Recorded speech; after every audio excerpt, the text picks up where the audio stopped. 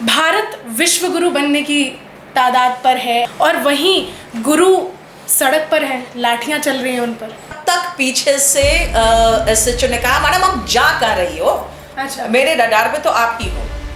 और वो आते साथ सबसे पहले मिल गया, उन्होंने चाटा मारना शुरू किया कस के। एक बार तो मुझको समझ में नहीं आया कि ये आपस में टीचर ही क्यों भिड़ गए, क्योंकि हाँ। एक सफेद टी शर्ट वाले दूसरे सफेद टी शर्ट वाले को चाटा मारेंगे तो आप तो कंफ्यूज हो जाओगे। हाँ। तब तक इधर से पूरा ढकेला गया। हाँ। जब ढकेला गया तो हम थोड़ा इधर हुए, इधर जब हुए तो फिर मैं अटक के गिरते बची, क्योंकि एक गिरा हुआ था दूसरा उसको मार रहा था। अच्छा, तो टोटल कंफ्यूजन हो गया। साथियों, आज का जो विशेष साक्षात्कार है वो उन छात्रों और उन शिक्षकों की आवाज है जिनको फिर से एक बार सिस्टम की लापरवाही ने चोट पहुंचाई है। आज मेरे साथ एसएससी परीक्षा रद्द होना, आंदोलन तक पहुंचना, इन सभी बारों में बातचीत करने के लिए नीतू मैम मेरे साथ हैं। आइए उनसे चर्चा करते हैं इस पूरे मामले पर। नमस्कार मैम। भारत विश्व गुरु बनने की तादाद पर है, ऐसी बातें करते हैं हम, ठीक है, सिस्टम में जो लोग बैठे हैं वो ऐसा कहते हैं, और वहीं गुरु सड़क पर है, लाठियां चल रही हैं उन पर, क्या कहेंगे आप? ये त्रासदी है, क्योंकि आप कह रहे हैं भारत विश्व गुरु बनने वाला है। अगर ऐसी बात है तो फिर बच्चे एक माउस और एक कंप्यूटर के लिए एग्जाम सेंटर में तरस रहे हैं। उनका माउस नहीं चल रहा है, उनके जो सेंटर्स है, जो लैब्स है, कंप्यूटर लैब्स है, वो जाके तबेलों के पास बना हुआ है। किसी को भी अथॉरिटी दे दी गई है कि ठीक है आप लैब बनाओ और रजिस्टर करा लो, हम आपके लैब में बच्चे भेज देंगे। ये है भी एडिक्विटी की हालत जो एसएससी के तहत है। और अगर इन सभी मुद्दों को लेकर हम शिक्षक, जो कि बिल्कुल समझदार लोग हैं, पढ़े लिखे हैं और घर परिवार वाले हैं, जानते हैं जिम्मेदारी क्या होती है, वो जाना चाहते हैं कि बस डीओपीटी से मिनिस्टर से हमें 5 मिनट का मीटिंग करवा दीजिए, तो वहाँ उन पर लाठियां बरसाई जा रही है।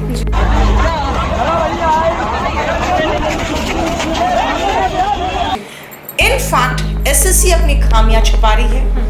डीओपीटी को बहुत कुछ पता ही नहीं कि क्या चल रहा है। और अगर हम चाहते हैं कि एसएससी चीफ आगे बात पहुंचाए, तो उनका कहना है कि नहीं अभी प्रॉब्लम ज़्यादा नहीं है, अभी शुरुआत है, कोई भी नया वेंडर आता है तो शुरू के ग्लिचेस होते हैं। मेरा कहना है कि आपने बच्चा पैदा नहीं किया कि उसको चलना सिखाना है, ये बोलोगे आप इतना बड़ा कमीशन है, आपके पास तो इतने बड़े ऑर्गेनाइजेशंस आने चाहिए वेंडर के रूप में, जिनके प्रॉपर इंफ्रास्ट्रक्चर हो और बहुत ही बढ़िया लैब्स हो, जहाँ पे आप बच्चों को भेजिए एग्जाम देने के लिए। आपने बोला फर्स्ट टाइम की आपने बात की कि उन्होंने ऐसा कहा है, तो एडुकेटी का नाम जो है वो पहले से ब्लैकलिस्ट में रहा है, आपने सुना होगा ये, तो उसके बाद भी उसको मतलब ये परीक्षा ऑर्गेनाइज करवाने का ये टेंडर देना, भाई भतीजावाद की बात की जा रही है। कई लोग 300 मतलब काफ़ी घोटाले की बात कर रहे हैं, तो उस पर क्या कहेंगे आप? देखिए बात क्या है ना कि अगर आप कहोगे ब्लैकलिस्टेड है तो इन पर जांच बैठी थी। जब एमपी में पेपर घोटाला हुआ था उसमें जांच बैठी थी।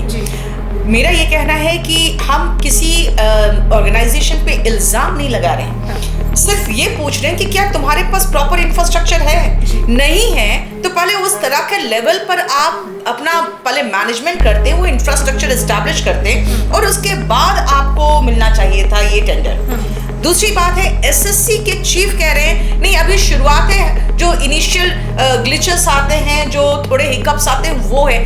देखिए प्रॉब्लम क्या है ना कि आप भारत के सबसे बड़े कमीशन है जो एग्जाम कंडक्ट करा रहे हैं ग्रुप बी, सी और डी का, यानी कि मैक्सिमम एग्जाम्स इनके अंदर आता है। अब आप किसी को मौका दे कि बेटा पहले तुम अच्छे से घर उड़ बना लो, उसके बाद प्रॉब्लम कोई बात नहीं, उसके बाद तक देख लेंगे, तब तक तो करोड़ों बच्चों का भविष्य खराब हो जाएगा और हजारों लाखों बच्चे आंखों में सपने लेकर आते हैं। आप किसी को एस्टैब्लिश होने का मौका दे रहे हो at the cost of the students life. And एक दो स्टूडेंट नहीं, अराउंड 1 करोड़ स्टूडेंट्स के ऊपर पहले ये एक्सपेरिमेंट करेंगे, तब जाके इनके जो इंफ्रास्ट्रक्चर वो ठीक होंगे। तो ये चीजों के लिए बच्चे नहीं बैठे हुए, वो मेहनत कर रहे हैं। आप उनको 3-4 साल मेहनत के बाद उनका पूरा का पूरा भविष्य सिर्फ 1 घंटे पर टिका होता है, और उस 1 घंटे में आप 5 मिनट आपका माउस नहीं चल रहा है, कंप्यूटर अगेन रीस्टार्ट हो जा रहा है, सर्वर स्लो है, कहाँ पहुंचना है यही पता नहीं। 500 किलोमीटर दूर सेंटर्स पड़े हैं मैडम, 500 किलोमीटर आप अंडमान पहुंच जाइएगा, काला पानी की सजा मिल जाएगी तुम्हें इतना दूर। ठीक है, आप बोलिएगा मुझे जाना है जापान, आप पहुंच जाओगे चीन। ये चीज हाल हो रही है। मतलब बच्चों को समझ में नहीं आ रहा है जाना कहाँ है। हम फ्री में यूट्यूब में बकेती करते रहते हैं, यार आओ हम पढ़ाएंगे तुम्हें, फ्री में पढ़ाएंगे क्योंकि तुम लोअर मिडिल क्लास के हो, तुम लोअर क्लास के हो, तुम्हारे पास पैसे नहीं है, हम तुम्हें पढ़ा रहे हैं, फ्री पढ़ा रहे हैं। अरे उनको 20,000 रुपया लगा के जिस एग्जाम देने जाना है वहां तक कैसे पहुंचेंगे? तो वो कहेगा भाई जब हमको एग्जाम देने जाने में 20,000 रुपया खर्चा होगा तो तुम कुछ 500,000 रुपया फीस ले लोगे, तो हमारे लिए क्या प्रॉब्लम? तुम बैठो आराम से, हमें पढ़ना ही नहीं है क्योंकि हमारे पास पैसे ही नहीं है 20,000 रुपया जो लगा के हम अंडमान जा सके एग्जाम देने के लिए। हमने किसानों को और खिलाड़ियों को सबको देख लिया आंदोलन करते हुए, अब शिक्षक भी उतर आए हैं और उन पर भी लाठियां चार्ज हो रही है। मैं आपसे ये पूछना चाहूँगी कि क्या मतलब आपने कोई वार्तालाप करने की कोशिश की थी प्रशासन से इससे पहले, या सीधा आप लोग आंदोलन पर उतर आए? देखिए मैम, 2 से 3 बार एसएससी के चीफ से मुलाकात हो गई है। एसएससी के जो चीफ है वो पहले की तरह घमंडी बिहेवियर नहीं उनका। 2017 में वहाँ पे 20,000 बच्चे बैठे थे और एसएससी चीफ ने कहा था नहीं मिलेंगे तो नहीं मिलेंगे। आंदोलन चलता रहा, लास्ट में पुलिस ने एसएससी चीफ पर प्रेशर डाला है तो उन्होंने कहा था सिर्फ एक से मिलेंगे और किसी से नहीं मिलेंगे। और वो एक जो मैं मिलने गई थी वो मैं मिलने गई थी जो 20,000 बच्चे और कहीं कुछ नहीं तो वहाँ पे 200-250 टीचर बैठे हुए थे, उनको रिप्रेजेंट करने के लिए अकेले मैं अंदर गई। तो आपकी डायरेक्ट बात हुई थी उनसे? मेरी डायरेक्ट बात हुई थी। तो कोई सोल्यूशन उससे नहीं? उस समय जो 2017 में जो प्रॉब्लम था वो ये था कि एसएससी का एग्जाम पहली बार हुआ था ऑनलाइन, मेंस पहला ऑनलाइन था और उसके स्क्रीनशॉट्स बाहर निकल आए थे जो एग्जाम के क्वेश्चंस के थे। तो वो इनफैक्ट अगर स्क्रीनशॉट निकल आया इसका मतलब कहीं ना कहीं एग्जाम कॉम्प्रोमाइज हुआ था। तो उस समय जो हम लोगों ने आवाज उठाई, उसके बाद 2017, 18, 19, 20 ठीक चला। लेकिन देखिए हम लोगों को किस तरह से अंदाज हुआ था कि जरूर कॉम्प्रोमाइज हुआ है, क्योंकि उस समय मैथ्स के जो 200 क्वेश्चन आते थे मेंस में, 100 क्वेश्चन आते थे मेंस में, 100 क्वेश्चन ऐसे थे जो 200 मार्क्स के थे, उसमें से अच्छे से अच्छा बच्चा 120 क्रॉस नहीं कर पा रहा था। अच्छा। और जिन लोगों ने कुछ ना कुछ सेटिंग किया हुआ था वो 150 क्रॉस कर चुके थे। अच्छा। तो इसीलिए हम लोगों को समझ में आ गया कि कुछ ना कुछ कॉम्प्रोमाइज हुआ है। अब हुआ क्या, इन लोगों ने 2017 के बाद से पेपर का लेवल ऐसा डाउन किया कि बच्चों का 200 में 200 छोड़िए, फिर नॉर्मलाइजेशन लागू हुआ तो 200 में 240 आने लगा। अब आप सोचिए कि आप अगर टीचर है, मैं जैसे टीचर हूं, मैं कहूंगी मैं आपको ऐसा इंग्लिश पढ़ाऊंगी ना कि आपको 200 में 240 आएगा तो आप हंस दोगे, लेकिन ये रियलिटी है। आ रहे हैं बच्चे, आ रहे हैं। तो उन्होंने एग्जाम का पेपर डाउन किया बहुत गंदे लेवल का। उसके बाद 10th, 12th और ग्रेजुएशन तीनों का लेवल सेम कर दिया। यानी अगर आप एक स्क्राइब लेके जा रहे हो तो ग्रेजुएट्स जो है वो 12th का स्क्राइब लेके जा सकता है। अब हुआ क्या है कि जो ब्लाइंड्स है, अगर वो सीजीएल दे रहा है तो वो जो स्क्राइब लेके जाएगा 12th लेवल का लेके जाएगा। 12th में भी तो लेवल में तो वही एग्जाम है, में क्वेश्चन है, वही पेपर है, वही मैथ्स है, वही इंग्लिश है, वही रीजनिंग है। आप जब 12th का वो स्क्राइब लेके गया तो जो ब्लाइंड थे ना उनका जो मार्क्स था कट ऑफ वो जो हमारे अनरिजर्व कैटेगरी वाले हैं उनके बराबर हो गया। अब आप सोचिए, मेरा जो कट ऑफ है एक ब्लाइंड का कट ऑफ सेम है, ठीक है।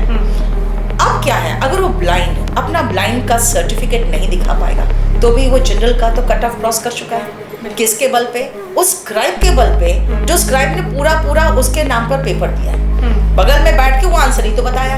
और इनफैक्ट ऐसा नहीं है, बहुत सारे स्क्राइब होते हैं जो पूरा पेपर ही सॉल्व कर देते हैं। जब आप लेवल ही अलग नहीं रखे हैं तो कैसे पॉसिबल हो पाएगा कि वो स्क्राइब नहीं जानता होगा उसका आंसर। तो पिछले साल यही हुआ कि ब्लाइंड कैटेगरी जो थे उनका उतना ही मार्क्स, उतना ही कट ऑफ था जितना जनरल कैटेगरी का। बाकी लोगों ने ये मुद्दा नहीं उठाया क्योंकि कहा मैम ये बहुत सेंसिटिव मुद्दा है। मैंने कहा सेंसिटिव मुद्दा कैसे है? ये तो एक्चुअली में जो ब्लाइंड है उसका जो हक है वो मारा जा रहा है और उनके नाम पे जो ब्लाइंड है कि नहीं ये पता नहीं, क्योंकि अगर वो सर्टिफिकेट प्रोड्यूस नहीं कर पाएगा तो जनरल कैटेगरी को कट ऑफ क्रॉस कर चुका है। तो ये सारे प्रॉब्लम्स जो थे, प्लस वेटिंग लिस्ट नहीं, और उसके बाद क्वेश्चन रॉन्ग दे रहे हैं, मार्क्स टू ऑल दे रहे हैं, ठीक है। और क्वेश्चन रॉन्ग का भी वो पैसा वसूलते हैं 100 रुपए पर क्वेश्चन का। मतलब गलती आप कर रहे हो और आप गलती बताने के लिए मैं आपको 100 रुपया दूं, देखो आपका ये गलती है और आप देख रहे हो अच्छा इससे तो कमाई अच्छी है, चलो 100 में 10 क्वेश्चन तो गलत ही डाल दो। तो एक एक बच्चे से 1000 रुपया मिलता गया। ठीक है, अब यही बात जब उठाया गया है डायरेक्टर के सामने तो उनका कहना है वो हम लोग रखते हैं क्या, वो तो सरकार के पास जाती है, उससे सड़कें बनती हैं। अच्छा, तो ये उनके सेम कांड हो रहा है रेलवे में। सेम क्वेश्चन रिपीट हो रहा है। एक में वो बता रहे हैं कि क्वेश्चन इनवैलिड है, एक में मार्क्स दे रहे हैं कि इसका ऑप्शन सी है। लेकिन आंदोलन पे उतरना जैसे जंतर मंतर पे तब जाया जाता है जब मतलब बिल्कुल आती हो क्या बात आती हो चुकी। प्रशासन ने आपसे मतलब इस बात पे सॉल्यूशन निकालने की कोशिश। एसएससी के चीफ कहते हैं गेंद अब डीओपीटी के बारे में। डीओपीटी के आप किसी भी लोगों से बात कर लो, सबका कहना है कि ये प्रॉब्लम है तो मिनिस्टर जी देखेंगे, हम लोग उनको कन्वे कर देंगे, कुछ नहीं हो रहा। लास्ट में हमने कहा कि हमें सिर्फ आप 5 मिनट का समय 4 लोगों को दे दो, हम जाकर सब मिल के आ जाएंगे। उनका कहना है कि आप लोग सब अपना नाम नंबर दीजिए, आपका अरेंजमेंट करते हैं, लेकिन तब तक आप लोग यहीं रुकोगे। फिर उन्होंने देखिए उनका उकसाने का तरीका, उन्होंने एक टीचर को कह दिया कि अगर आप मर्द होते ना, उन्होंने कहा कि सर ये वर्दी पहन के बता चुके हैं, आप मर्द होते ना तो आप पहने रहते। अरे भैया तुम्हारे जैसे कई मर्दों को पहना चुके वर्दी। बिल्कुल। आपके दिल्ली पुलिस के अधिकतर जो कांस्टेबल से लेकर इंस्पेक्टर तक के लोग हैं वो देख के मुस्कुरा के नमस्ते कर दे रहे हैं दूर से, लेकिन भैया वो ड्यूटी पे है। ठीक है, लाठीचार्ज जो वहाँ उन्होंने किया है तो सच कहे तो उन्होंने ज्यादा उन टीचर्स को धोया जिन टीचर्स को पहचान नहीं रहे थे, क्योंकि नए टीचर्स थे, यंग टीचर्स थे। तो लाठीचार्ज तक बात कैसे पहुंची? मैम उन लोगों ने पहले कहा कि 4 लोगों को लेके आपको जाएंगे। वो टाइम बाई कर रहे थे। अच्छा। उन्होंने पूरी गाड़ी भर के पुलिस फोर्स बुलाई। पुलिस वाले जब आए हैं उसमें से कुछ थे जो सफेद टी शर्ट वगैरह में थे, सारे भागे। तो आप लोग मतलब शांतिपूर्ण प्रदर्शन कर रहे थे? कुछ भी ऐसा हुआ नहीं था? हम लोग क्या कोई आतंकवादी दिखते हैं, शांतिपूर्ण प्रदर्शन नहीं करेंगे। पीछे से उन्होंने रस्सी लगा रखी थी, जो भागे वो भाग भी नहीं पाए क्योंकि पुलिस अचानक आके हमला कर दी। अच्छा। और उसके बाद 2 बसें थी, जो 10-15 उस बसे में ठूस पाए उस पर ठूसा, जो 40 के लगभग ठूस पाए इस बस में ठूसा हो गई है। और देखिए किस तरीके से देखिए पुलिस प्रशासन, उन्होंने तब तक इधर जो दीवार की तरफ मैं ढकेली गई वहां पे एक दरवाजा था, मैं दरवाजे के अंदर घुस के अंदर देखा मैंने मेरा मंदिर, मेरे पैर में चप्पल। ठीक है, तब तक पीछे से एसएचओ ने कहा मैडम आप जा कर रही हो। अच्छा। मेरे रडार पे तो आप ही हो। ओके। ठीक है, तो मैं समझ गई। तो टारगेट किया गया आपको? नहीं, टारगेट नहीं, वो देखिए इन लोगों का पुलिस का है ना कुछ नियम है शायद। इन लोग जब आते हैं तो इन लोग एक को टारगेट करते हैं कि ये मेरा टारगेट ही तुम्हारा टारगेट ही, मतलब होता है ना जी जी अपने टारगेट पे। क्योंकि आपने उस रील में आपसे शेयर करूंगी, जो यहाँ पे एक आदमी आया बस से उतर के, वो सफेद टी शर्ट वाला था, उसने एक सफेद टी शर्ट वाला टीचर को टारगेट किया। अच्छा। जो उनके हाथ में भी रेंज रकस क्रिएट कर दिया वहाँ पे। उन्होंने ऐसा रकस क्रिएट किया कि पहले तो एक सेकंड समझ में हुआ क्या। मैंने देखा तार से चाटा पड़ा इधर बगल, मैंने कहा हुआ क्या। तब तक उसका देखा कि इधर से पुलिस फोर्स आ रही है, फिर मैं ढकेली गई। उसके बाद तो फिर मुझे नहीं समझ में आया कि हम लोग इतने बड़े क्रिमिनल थोड़ी है। प्रोटेस्ट करना तो वैसे भी अधिकार है हम लोगों का, राइट। उसके बाद भी अगर राइट टू पीसफुल प्रोटेस्ट हमने अपने कॉन्स्टिट्यूशन में पढ़ा था, लेकिन वो शायद अब नहीं है। जब जमीन पे उतरे तो कुछ और सच्चाई देखने को। सच्चाई ये है कि हमने अपने समय में सुना था कि आप जंतर मंतर पे जब तक चाहो बैठ सकते हो। आज जंतर मंतर के लिए भी आपको परमिशन चाहिए, वो भी सिर्फ 3-3 घंटे का परमिशन, वो भी 150 से ज्यादा लोग नहीं आ सकते। तो इसका मतलब है कि वो जो कॉन्स्टिट्यूशन में वो जो आर्टिकल है, खैर बहुत दिनों से कॉन्स्टिट्यूशन नहीं पढ़ाया, उसको जरा डिलीट मरवा दीजिए ये हमारे पार्लियामेंट को बोल के कि अब है नहीं, क्योंकि हो नहीं रहा है फॉलो, वो नल एंड वॉइड हो गया। जैसे हम आईपीसी में पढ़ते थे ना 303 सेक्शन रिपील्ड, ठीक है, तो वहाँ पे प्रॉपर लिखा रहता था रिपील्ड, तो इसको भी थोड़ा वहाँ पर रिपील्ड लिखवा दीजिए, क्योंकि वो जमीन पे देखने को तो मिलेगा। लेकिन सरकार के तो नारे हैं जैसे बेटी बचाओ बेटी पढ़ाओ, पढ़ेगा इंडिया बढ़ेगा इंडिया, मतलब युवाओं के लिए बात करते हैं, फूल बरसाते हैं उन पे, कावड़ियों पे भी फूल तो शिक्षकों पे लाठियां क्यों? देखिए 2017 में हमारी जो बेटियां वहाँ बैठी हुई थी ना जी, वहाँ पे नियरेस्ट मेट्रो स्टेशन का वॉशरूम बंद कर दिया गया। अच्छा। ताकि लड़कियां यहाँ से निकल ले, क्योंकि लड़के तो इधर उधर कहीं चले जा रहे थे जी। लड़कियों को वहाँ से भगाने के लिए, ठीक है। तो उसके बाद हमारे जो वहाँ लड़कियां थी उस समय नारा दी थी, बेटी पढ़ाओ बेटी बचाओ बेटी पढ़ाओ सड़क पे बिठाओ, जी, ठीक है, बहुत वायरल हुआ था ये। मुझे ये बताओ, बेटी बचाओ, ठीक है, बेटी को पढ़ा लिए, उसके बाद क्या? उसके बाद क्या? आप एक महिला को इंडिपेंडेंट कब मानती हैं? जब वो कमाई करे। कमाई वो कैसे करे? जब आप नौकरी नहीं दे पा रहे तो। मेरे पास 2-3 लड़कियां भी हाल फिलहाल ऐसी आई है। मैं एक लड़की को एक्चुअली मैं उसको डिप्रेशन की मरीज मान रही हूँ। कारण क्या है कि वो ग्रेजुएशन में है, उसके फादर अनएम्प्लॉयड है, माँ हाउसवाइफ है, और उसने क्या किया, उसने इंटर के बाद कुछ कमाई उमाई करके उसने यहाँ दिल्ली आ गई कि मैं ग्रेजुएशन करूंगी और मैं एग्जाम की तैयारी करूंगी। लेकिन जब छोटे शहर की लड़कियां जब दिल्ली आती है तो उनको समझ में नहीं आता, जो पैसे लेके आ रहे हो ये 1 साल का है, 3 साल का खर्च नहीं है। अब वो 1 साल में सारा उनका पैसा खर्च हो गया है। अब वो बार बार प्रॉब्लम में है। वो हर इंस्टीट्यूट में जाती है नौकरी मांगने के लिए कि मैं टीचिंग करना चाहती हूँ। मैंने कहा थोड़ा सा रुको, हम लोग खुद ही इतना श्रिंक कर गए हैं, क्योंकि हमारे जो बिजनेस है यहाँ पर, आपको पता है जब आग लगी तो पूरा मुखर्जी नगर ही डैमेज हो गया, खत्म। मतलब एक आग भी नहीं लगी थी, वहां पे धुआं चला गया था। उसके बाद से पूरा मुखर्जी नगर बंद करा दिया गया। तो लड़कियों को ठीक है, लड़कियों को बचा भी लिया, पढ़ा भी लिया, अब उनको नौकरी तो दो। अब उसके पास नौकरी नहीं, वो नौकरी के लिए परेशान है। क्यों? क्योंकि नौकरियों की बहुत स्कैर्सिटी है। पर हम तो 4th लार्जेस्ट इकोनॉमी बन गए हैं सरकार के। अब आप पेपर्स में कुछ भी ले लो यार, आप पेपर्स में कहोगे कि हमारा जीएसटी छप्पड़ फाड़ कलेक्शन है तो छप्पड़ फाड़ कलेक्शन अब किससे? अगर हम भी ले रहे हैं तो किससे ले रहे हैं? हम ले रहे हैं बेरोजगारों से। ठीक है, तो आप इकोनॉमी को अगर नंबर्स में तोलोगे तो यथार्थ और नंबर्स अलग चीज होता है। हम भी कई बार दिल से बहुत दुखी रहते हैं, क्योंकि कुछ चीजें ऐसी होती दिल में चुभी रहती है। लेकिन सुबह उठा के अच्छे से क्रीम पाउडर लगा के क्लास में जाके शक्ल चमकाते हैं और पढ़ाते हैं। आप अंदर से स्वस्थ हो कि नहीं, भले ये देखो ना, चेहरे पे लार्जेस्ट इकोनॉमी लिखा हुआ है, लेकिन अंदर हमारे जो लोग हैं, हमारे जो बच्चे हैं, वो दुखी है। और कौन दुखी है? आम जनता, लोअर मिडिल क्लास फैमिली और लोअर क्लास। अरे यार एक बात बताओ ना जी, डी ग्रुप की नौकरी कौन करेगा? वही करेगा ना जिसके लिए 30,000 रुपए भी बहुत बड़ी चीज है। ठीक है ना, क्योंकि वो अगर बाहर काम करने जाएगा तो उसको 10,000 रुपए की नौकरी मिलेगी। आज की ये हालत है।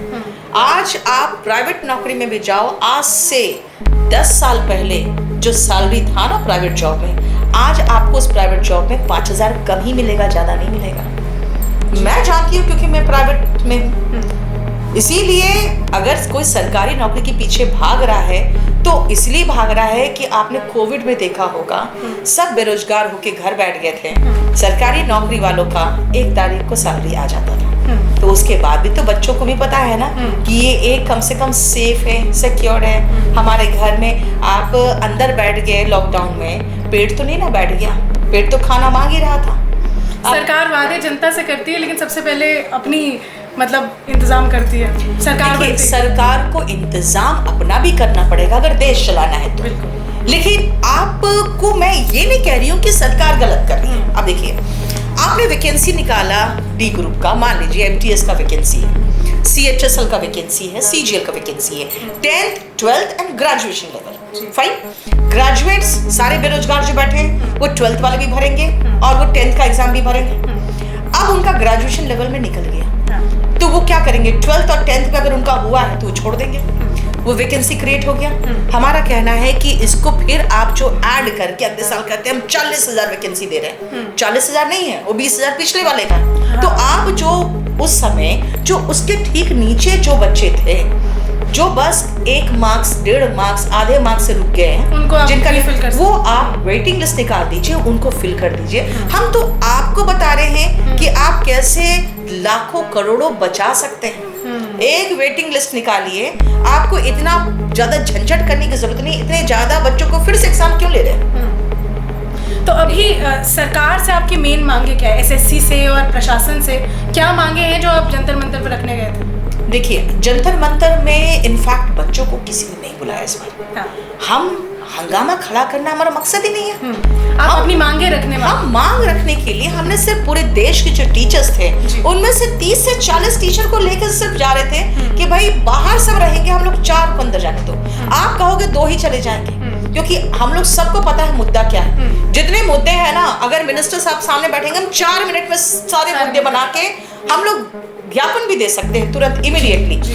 लेकिन बच्चों को तो शामिल ही नहीं कर रहे थे। ये जो धरना प्रदर्शन हो रहा है वहां पे, वो सारे बच्चे विदाउट एनी, जो कह सकती हूँ मैं, कोई उनका माँ बाप नहीं वहाँ पे, कोई गाइड नहीं है, कोई टीचर ऐसा नहीं है जो बच्चों को इंस्टिगेट कर रहा है। बच्चे खुद तकलीफ में खुद जा रहे हैं। और बता दे, हम लोग ने कोई बच्चों का आह्वान नहीं किया। मैंने क्या कहा, हम लोग हंगामा नहीं खड़ा करना चाहते। बच्चों का आह्वान अगर 3 से 4 प्लेटफॉर्म से होगा, 50 से ज़्यादा बच्चे आ जाएंगे। लेकिन बच्चों को बुलाकर हम करेंगे क्या? भाई हम लोग आंदोलनकारी नहीं है, और ना ही हम लोगों के पास इतना समय है कि हम लोग 2-2 साल तक बैठे रहें और सरकार के इंतजार में और पूरी दिल्ली को घेर कर। ठीक है, छोटे बच्चे हैं जिनका भविष्य उज्जवल है, हम उनके खिलाफ भी नहीं चाहते केस हो। मेरे खिलाफ एक केस हो गया, लेकिन वही केस अगर बच्चे के खिलाफ हो जाएगा तो सरकारी नौकरी के लिए एलिजिबल ही नहीं रहेगा फिर। तो हम बच्चों का भविष्य को अधर में नहीं डालना चाहते, उनको मुसीबत में भी नहीं डालना चाहते। हम चाहते हैं कि उनके समस्याएं हम रख दें। आप देख लीजिए, देखो एक चीज है, तुम्हारे जब पापा घर आते हैं रात में, तो आप उनसे शिकायत करते हो कि आज मम्मी ने ये कर दिया, आज मुझे उसने ये बोल दिया, आज मेरे पास ये पेंसिल नहीं है। तो आपके पापा क्या करते हैं? उन सब चीज़ों का इंतजाम करते हैं, करने की कोशिश करते हैं। ठीक है ना? हम यही कह रहे हैं कि हमारे मालिक को, हमारे सरकार को शायद पता नहीं है, हम वो प्रॉब्लम्स उनको बता दें कि देखो ये चीज़ें जो एसएससी तुमसे छुपा रही है, और ये प्रॉब्लम्स है, आप देख लो यहाँ क्या बंदर बाट हो रहा है और क्या खिचड़ी पक रहा है, वो जो घपला हो रहा है वो भी आप देखो, क्योंकि हम थोड़ी प्रॉपर एजेंसी जांच करने वाले हैं। वही मांगों की मैं बात कर रही हूँ कि क्या क्या मांगे हैं अगर आपको रखें। सबसे पहला मांग है कि प्रॉपर इंफ्रास्ट्रक्चर मिलना चाहिए बच्चों को, जहाँ पे बैठ को ढंग से एग्जाम दे सके। दूसरा, उनका सर्वर ठीक चलना चाहिए। तीसरा, उनको होम सेंटर दीजिए, या अपने ही घर के आसपास 100 किलोमीटर के दायरे में उनको सेंटर्स दीजिए। चौथा, उनके जो लेवल ऑफ पेपर्स है उनको प्रॉपर किया जाए, क्योंकि इस बार जब एडिक्वेटी एग्जाम ले रही है तो कुछ क्वेश्चंस आउट ऑफ सिलेबस पूछ रही है। अच्छा, ठीक है। 5वां, वेटिंग लिस्ट करिए, जिससे कम से कम प्रॉपर वैकेंसीज फिल हो और बच्चे इस तरह से लूप में, एग्जाम के लूप में फंस के ना रह जाएं। आप जहां पर भी एग्जाम्स हो रहा है वहां पर प्रॉपर मॉनिटरिंग की जाए, वहां पे प्रॉपर इंफ्रास्ट्रक्चर में वहां कैमरास हो, ताकि वहां पर पूरा प्रॉपर देखा जा सके कि वहां पे कोई घपला तो नहीं चल रहा है। जो वहां की इनविजिलेटर्स है उनका भी एक लेवल होना चाहिए कि कम से कम वो किसी सरकारी नौकरी में हो, या किसी अच्छे PSU में हो, या किसी ऐसे ऑर्गेनाइजेशन में हो, और इतनी एज के हो ताकि वो वहां पे एक सम्मानजनक तरीके से और प्रॉपर जो कहते हैं मैनेजमेंट के साथ वो वहां पे इनविजिलेटर का काम करने के लिए सक्षम हो। तो ये सब चीजें एक्सेसिबल हो, वहां तक ट्रांसपोर्टेशन हो प्रॉपर तरीके से ताकि बच्चा पहुंच सके। तो ये थी नीतू मैम। और सबसे पहले तो छात्र और युवा जो है वो किसी भी देश का सबसे महत्वपूर्ण हिस्सा होते हैं, किसी भी देश को आगे ले जाने में सबसे महत्वपूर्ण भूमिका निभाते हैं। और शिक्षक, गुरुओं को तो हमारी संस्कृति में सबसे ऊपर रखा जाता है शुरू से, और वो अगर सड़क पे है तो कहीं ना कहीं हमारे शिक्षा तंत्र पर बहुत बड़ा सवाल है। इस पूरे मामले पर सरकार को ध्यान देना चाहिए, और हम अपने चैनल के माध्यम से ये ज़्यादा से ज़्यादा आप तक पहुंचाने की कोशिश करेंगे, सरकार तक पहुंचाने की कोशिश करेंगे, और आशा करेंगे कि इसका जल्द से जल्द कोई सोल्यूशन निकले। धन्यवाद मैम।